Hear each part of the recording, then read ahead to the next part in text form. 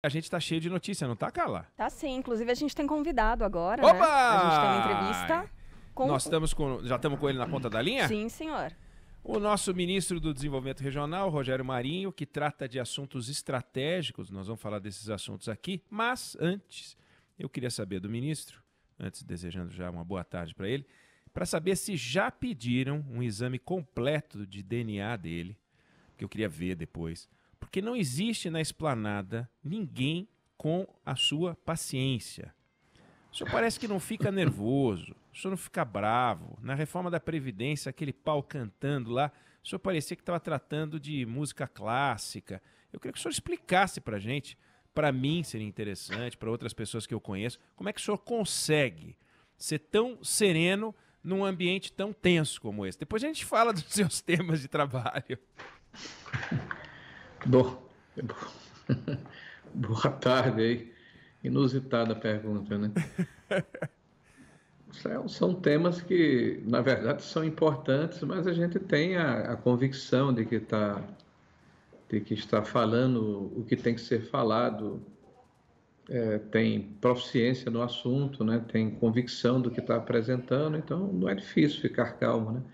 Aliás, não ajuda nada entrar na pilha ou ficar nervoso, né? Você não constrói nem consegue transmitir o que você pensa de forma racional, né? Então, se alguém se desequilibra no processo, certamente não vai ter um bom termo, né? Então, a gente sempre tenta ser o mais racional possível para tentar convencer o nosso interlocutor. É o que eu sempre tenho tentado fazer.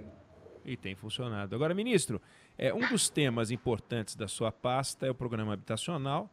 Tem um programa habitacional que vai vir na sequência do Minha Casa Minha Vida. O senhor vai falar um pouco sobre ele, mas eu queria entender o seguinte, senhor, a gente tem no Brasil, quando o senhor fala nessa regularização dos imóveis para famílias de baixa renda, que o senhor vai explicar, nós estamos falando de 12 milhões de residências. 12 milhões de residências, se a gente imaginar que moram 4 pessoas em cada casa, 50 milhões de pessoas quase, é um quarto do Brasil, é um volume monumental, tá certo essa conta, não?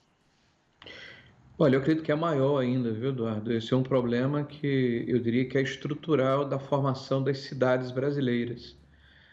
Se estima que existem em torno de 60 milhões de moradias no Brasil e a metade ou um pouco mais da metade são irregulares. Uhum, Quando a gente fala em 12 milhões, são aquelas passíveis de regularização. entendi. Existem duas leis, uma do princípio dos anos 2000, né? Foi do Estatuto da Cidade, do Fernando Henrique Cardoso, ele é presidente, e uma outra de 2017, ainda com o Temer, chamada REURB. São leis que dão uma série de facilidades e desburocratizam a regularização fundiária, ou seja, se dá a escritura pública a quem já mora há mais de 5 anos de forma ininterrupta numa área sem contestação, inclusive pública. Mas para isso é necessário todo um processo de georreferenciamento, de definição do perímetro do imóvel, uma visita social para verificar se aquele é o único imóvel e qual é a renda daquela família. Então, há alguns pré-requisitos que permitem que o cidadão seja beneficiado. Inclusive, os custos cartorários são gratuitos por lei. Vários municípios têm experiências nesse sentido, alguns deram certo, outros deram menos certo, mas o fato é que o governo federal, ao longo desses últimos 20 anos, não apresentou ainda uma política consistente de regularização fundiária.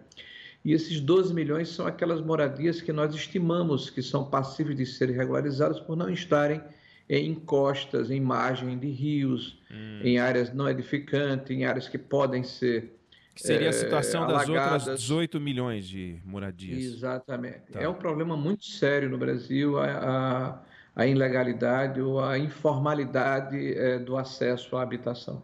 Agora, ministro, Tá? quando o senhor Então, fala em 12 milhões de moradias, eu imagino que o senhor deva ter na cabeça um estudo de custo médio por moradia para regularizar. Porque quando a gente compara com Minha Casa Minha Vida, que é a produção de uma moradia, aquela produção tem um custo. Aqui é a produção de um documento que dá a propriedade para alguém, é um custo seguramente bem menor do que a edificação. Os programas eles se complementam, o Minha Casa Minha Vida agora seria interrompido. este novo programa, o Casa Verde e Amarelo, vai incluir construção e regularização? Vai ser só regularização? Minha Casa Minha Vida continua? O que muda na área habitacional? Bom, porque você começou pelo meio, mas vamos lá, vamos contextualizar. O presidente, quando assumiu em janeiro de 2019, ele encontrou uma carteira ativa de quase 900 mil unidades habitacionais em construção. 500 mil moradias já foram entregues esse ano e meio, mais ou menos. Você imagina aí 100 mil reais uma moradia, são 50 bilhões de reais, né? O governo investiu aproximadamente 5,3, 5,4 bilhões para concluir as obras que foram herdadas de governos anteriores. Ainda remanescem quase 300 mil moradias em carteira. Nós herdamos também mais de 100 mil moradias que estavam paralisadas por diversos problemas jurídicos, descontinuidade, desconformidade de projetos, inadequação, enfim. Nós estamos retomando essas obras. Já retomamos mais de 14 mil, eram 11 mil até pouco tempo, quase 14 mil moradias foram retomadas. Eu espero, até meados do próximo ano, 90%, 80% dessas moradias serem retomadas. O custo de habitação hoje no Brasil, com a infraestrutura necessária para não repetir os erros que foram cometidos anteriormente, hoje mesmo, acho que está no UOL, se não estou enganado, tem uma notícia de que em Belford Roxo, um desses empreendimentos foi tomado pela milícia, porque foram empreendimentos feitos distantes de núcleos habitacionais, então não tem infraestrutura, inclusive de transporte, né? Não tem escola, não tem posto de saúde, não tem creche, né? São áreas que se transformam em pequenas cidades sem nenhuma estrutura, com a ausência completa do Estado. A gente está falando aí de 500 mil moradias e mais de 2 milhões de brasileiros que moram nesta situação hoje no Brasil. Né? Há uma necessidade de uma retomada desse processo. Então, esse é o quadro. O que é que nós fizemos? Nos últimos 5 meses, negociamos intensamente com a Caixa Econômica, que é o agente financeiro e o agente operacional, com o próprio Ministério da Economia, com as diversas entidades que são atores nesse setor ligados à construção civil, a incorporadoras. E o que é que nós vamos apresentar como resultado? Primeiro, a diminuição do custo da intermediação financeira que é feita hoje, principalmente pela Caixa Econômica. Então, essa diminuição do custo, o governo todos os anos aporta um subsídio de aproximadamente 9 bilhões de reais por ano no sistema habitacional. A diminuição desse custo vai significar uma disponibilidade maior de recursos que serão traduzidos num número maior de habitações subsidiadas oferecidas à população ao longo dos próximos 2 anos e meio. Esse número a gente vai publicizar por ocasião do lançamento do programa. Houve uma diminuição muito forte de taxas de juros, né? Veja que a Selic está abaixo de 3%. Então, como o setor ele é financiado pelo Fundo de Garantia, que é um fundo do trabalhador, e ele está sendo remunerado na proporção de em torno de 5% ao ano, né, com a taxa Selic abaixo de 3%, é possível diminuir um pouco essa remuneração e, por via de consequência, permitir que mais de 1 milhão de famílias possam acessar a créditos imobiliários por ano. Nós temos também aí a última situação, que é justamente essa por qual você começou, né? Tratarmos a questão da reforma, não, da regularização fundiária. Qual é o custo? O custo dessa documentação, com o apoio que precisa ser dado a todo o trabalho que antecede a formatação do processo, vai variar em torno de R$1.000 a R$1.500 por unidade. Mas se você imaginar que a nossa ideia também são pequenas reformas habitacionais, onde couber, então você faz uma intervenção numa determinada área, há uma necessidade de se construir um banheiro onde não existe, se construir um quarto, se fazer um telhado, se fazer um piso. Então, a ideia é que em torno de R$3.000 a R$4.000 por intervenção. Nós estamos imaginando inicialmente um aporte aí que vai permitir, este ano, porque faltam 6 meses, em torno de 200 mil famílias. Mas a ideia é atender 400 a 500 mil famílias por ano. É um projeto que nós imaginamos que na hora que ele pegar e for incorporado pela sociedade, né, e tivermos uma disponibilidade maior de recursos de outras fontes que não apenas o orçamento geral da União, nós teremos uma condição de, ao longo dos próximos 10 anos, e com um suporte maior e com o programa testado junto com as prefeituras, resolvermos essa questão no prazo de 10 a 14 anos. De 10 a 14 anos. Felipe Bueno. Pois não, Eneg. Ministro Marinho, como vai? Boa tarde. Eu tenho uma pergunta ainda na área da habitação, sobre exatamente os entornos. Falo por algumas realidades que eu conheço ainda do projeto Minha Casa Minha Vida e da dificuldade que as pessoas que lá foram ou lá tentaram ir, dificuldades que essas pessoas têm com relação a acesso, né? Então a gente está falando de asfaltamento e, uma vez estando lá, a distância para o próprio trabalho, para comércio de dia a dia, né? Abastecimento mais básico, educação, saúde, segurança. Eu pergunto, né? Obviamente isso está no radar, mas se há recursos para, primeiro, né, cuidar daquilo que já existe e ficou pelo meio do caminho e cuidar do que vem pela frente nesse novo projeto. Olha, eu acho que a sua pergunta, ela na verdade é a pergunta de alguns milhões de brasileiros que foram alojados em diferentes lugares do país, em casas e apartamentos distantes de centros populacionais. De 2009 a 2012, principalmente, houve uma construção muito grande de unidades habitacionais com as características que você descreve agora. Isso gerou uma pressão, principalmente nas cidades. Você imagina uma cidade no interior do país que tem, sei lá, 20 mil habitantes, de repente se constrói um conjunto habitacional a 15 quilômetros do centro, com 5 mil pessoas, uma nova cidade. Então as pessoas não têm transporte para se locomover para o local de trabalho e não têm nenhuma infraestrutura que lhes permita viver com dignidade no local em que eles foram colocados. São erros que nós não queremos repetir. Então nós estamos lançando alguns protótipos de um projeto diferente, de se estabelecer em áreas já adensadas com essa infraestrutura, pequenos conjuntos habitacionais, né, que tenham a condição de receber com dignidade os seus moradores. Nós vamos lançar, qual é aquela cidade em São Paulo? Acho que é São Vicente, né? São Vicente, em São Paulo. Tem uma cidade também no Rio de Janeiro e uma cidade no Nordeste do país. Nós vamos lançar 3 protótipos de um novo modelo, principalmente para pessoas que foram atingidas por calamidades, né? Por esses problemas ligados ao tempo, né? Ao clima. E o que é que está acontecendo com os lugares que já foram construídos e têm esta pressão? Nós estamos fazendo tratativas com organismos multilaterais. No caso, no Banco Interamericano é o Banco Mundial, um dos dois. Nós estamos tentando aí apresentar um projeto em função do valor, né, dessas intervenções, para se fazer uma retomada, uma literal retomada dessas áreas habitacionais, porque não é apenas a construção da infraestrutura, né, com estrada, com calçamento, com posto de saúde, mas a humanização desses espaços e a volta do Estado para os seus respectivos ambientes, né, porque vários desses ambientes foram tomados literalmente por milícias e por traficantes, né, dada a sua distância e o seu abandono, né, o que ocorreu ao longo do tempo. Esse mapeamento, ministro, já existe? O governo federal já sabe de que estamos falando? Quantas mil pessoas, quantas cidades, enfim, ou é um trabalho para os próximos meses?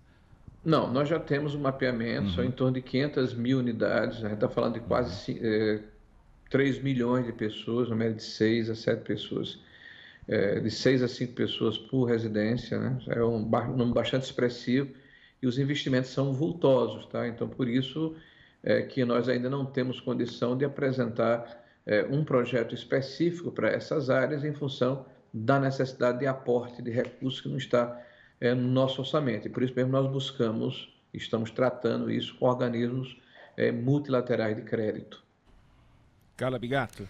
Ministro, a gente falou agora então sobre essas pessoas que acabaram um pouco mais afastadas dos centros, né? Mas tem gente que prefere morar perto desses centros, onde há emprego, onde dá a oportunidade de estudo para as crianças, mas muitas dessas pessoas não conseguem viver em imóveis regularizados e com acesso à água tratada, por exemplo, ao esgoto tratado também. Quase 35 milhões de pessoas no Brasil não têm acesso à água tratada. Eu queria que o senhor falasse um pouco, por favor, a respeito desse novo marco do saneamento, né, que foi aprovado agora no mês de junho. Qual a expectativa do senhor com relação a essas novas regras?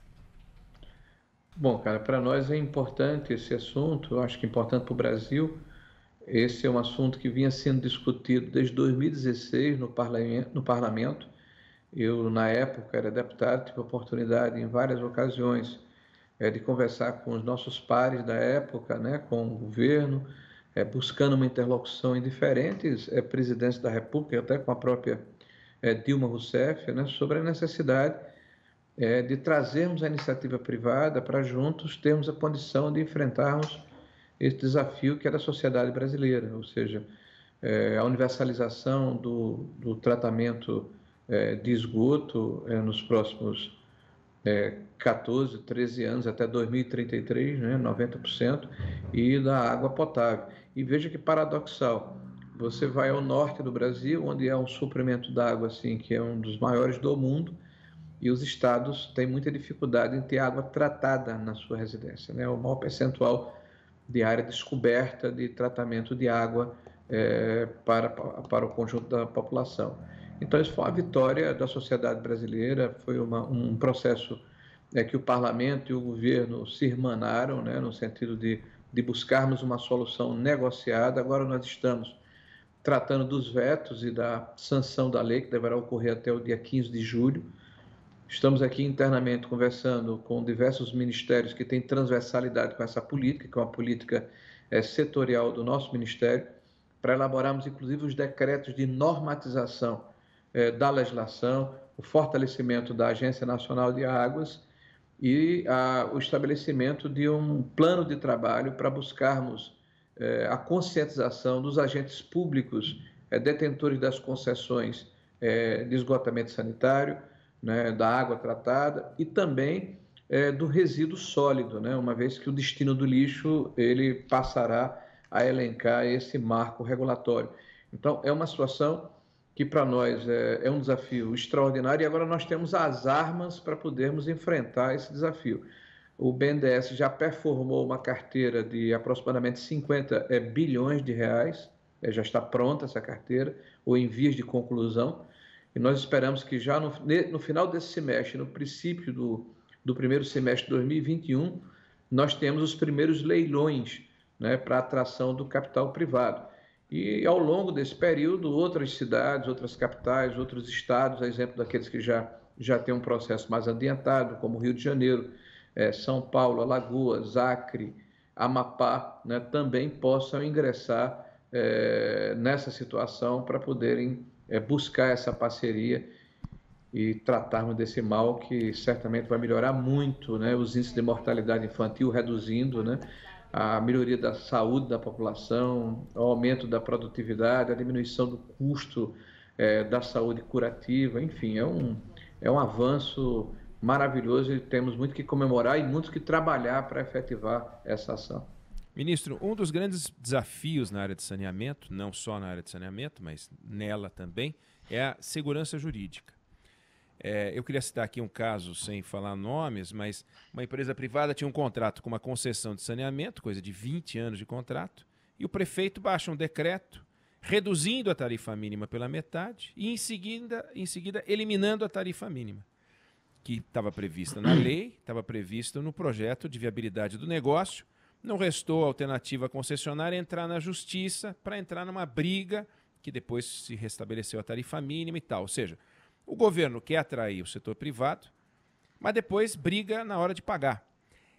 De que maneira esse novo marco regulatório vem a ajudar, até na compreensão dos tribunais, porque tem um lado desafiador aí, o capital ele aceita risco, mas desaforo não, né?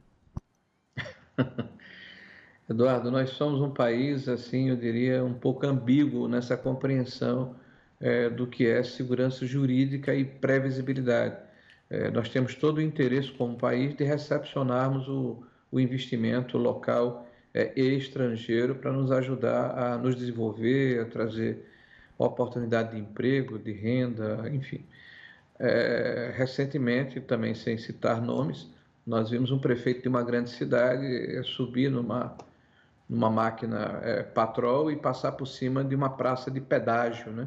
Isso não é um sinal positivo que se dá aos investidores que nos olham porque têm liquidez, mas querem previsibilidade, segurança jurídica, respeito a contratos e, sobretudo, projetos que permitam que se ponha de pé o investimento que porventura seja feito.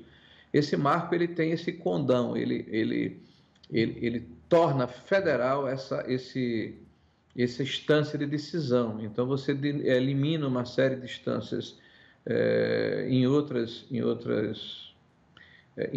condições, de estadual, de municipal. Claro que quem é o detentor da concessão é o município, as companhias de saneamento terão seus contratos honrados, né? Mas o marco ele dá essa previsibilidade, dá essa segurança de que, na hora em que houver alguma ação, os tribunais terão um norte seguro para se ancorarem.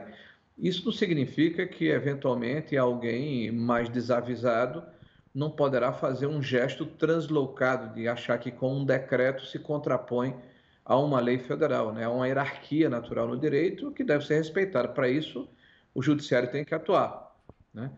E eu espero que a cultura de formação dos nossos administradores vá se aperfeiçoando ao longo do tempo, né? Porque o administrador público recebe uma outorga que lhes é dada pela eleição, pelo povo, mas para ter responsabilidade enquanto administra a cidade que não é dele.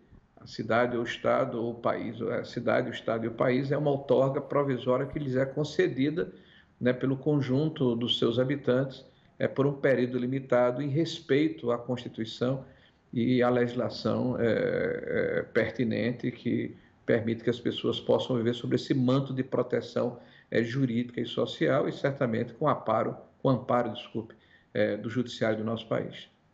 A gente conversou com o ministro do Desenvolvimento Regional, Rogério Marinho, que tem na sua pasta assuntos muito importantes e delicados, e a gente tratou de alguns dos mais importantes, habitação e saneamento. Ministro, muito obrigado, boa sorte no seu trabalho.